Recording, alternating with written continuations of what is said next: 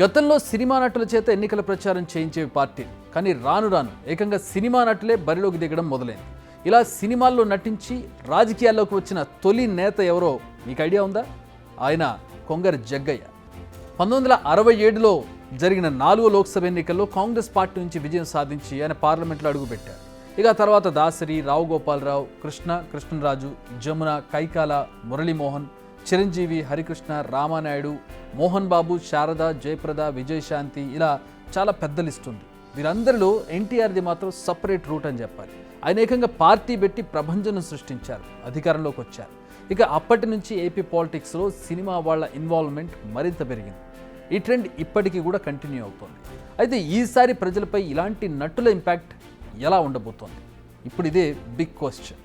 కొన్ని రోజుల ముందు ఏపీ రాజకీయాల్లో సినీ ఇంపాక్ట్ క్రమంగా తగ్గుతోందనే భావన ఉండేది. గత ఎన్నికల్లో పవన్ కళ్యాణ్ ఎఫెక్ట్ పెద్దగా పనిచేయలేదు.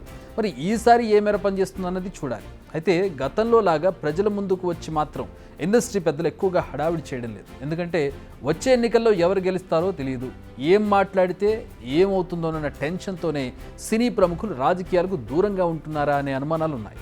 అయితే కొందరు సినీ పరిశ్రమకు చెందిన వారిలో టీడీపీ, జనసేన కూటమికి బహిరంగంగానే మద్దతిస్తుంటే మరికొందరు మాత్రం వైసీపీకి సపోర్ట్గా నిలుస్తున్నారు. ప్రస్తుతం సినీ ఇండస్ట్రీ 2 పార్టీల వైపు చీలిపోయి కనిపిస్తోంది. అయితే ఈ చీలిక బయట కనిపించడం లేదు, బాహాబాహి అన్నట్టుగా లేదు. పెద్దగా సినీ ప్రముఖులు ఎవరు పొలిటికల్ ప్రచారాల్లో కనిపించడం లేదు కూడా. అయితే ఇప్పటికే ఎన్డీఏ కూటమికి మెగాస్టార్ చిరంజీవి జైగొట్టారు. తమ్ముడు పవన్ కళ్యాణ్తో పాటు బీజేపీ నేతలకు మద్దతిస్తున్నట్టు బహిరంగంగానే ప్రకటించారు. చిరుబాటలోనే ఆయన కుటుంబ సభ్యులతో పాటు జబర్దస్త్ టీంలోని కొందరు నటులు కూడా ఉన్నారు. పవన్కు మద్దతుగా వీరంతా ప్రచారాలు, రోడ్ షోలు, ఇంటింటి క్యాంపెయిన్ నిర్వహిస్తున్నారు. మరోవైపు వైసీపీ నేత బాలినేని శ్రీనివాసరెడ్డికి ప్రముఖ నిర్మాత దిల్ రాజు మద్దతు ప్రకటించారు.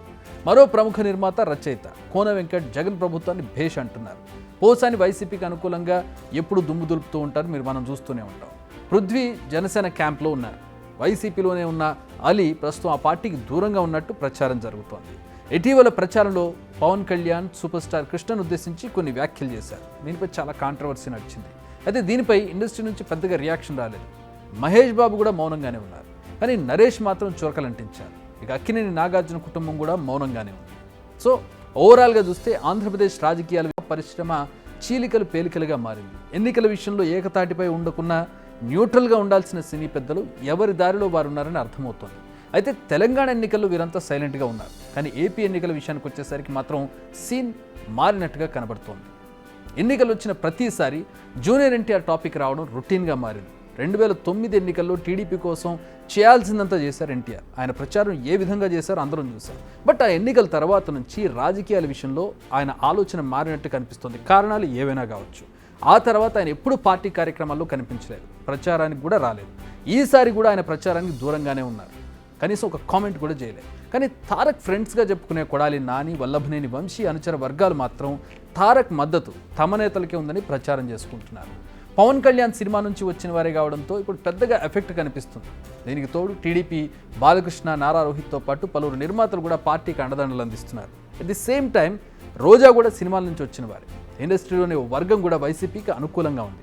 అయితే ఇండస్ట్రీలో కొందరిని మినహాయించి చాలామంది టీడీపీ, జనసేనతో టచ్లో ఉన్నారని మాత్రం జోరుగా ప్రచారం జరుగుతుంది. అడపాదడపా ఇంటర్వ్యూల్లో ఎవరో ఒకరు ఏదో ఒక సందర్భంలో టీడీపీకో లేదంటే పవన్ కళ్యాణ్కు మద్దతు ప్రకటిస్తున్నట్టుగా మాట్లాడుతున్నటువంటి పరిస్థితుల్లో సినిమా ఇండస్ట్రీ మెజారిటీ కూటమికి అనుకూలంగా ఉన్నట్టుగా కనపడుతుంది. కొందరు, ఒక వర్గం మాత్రం వైసీపీకి అనుకూలంగా ఉన్నట్టుగా కనపడుతోంది.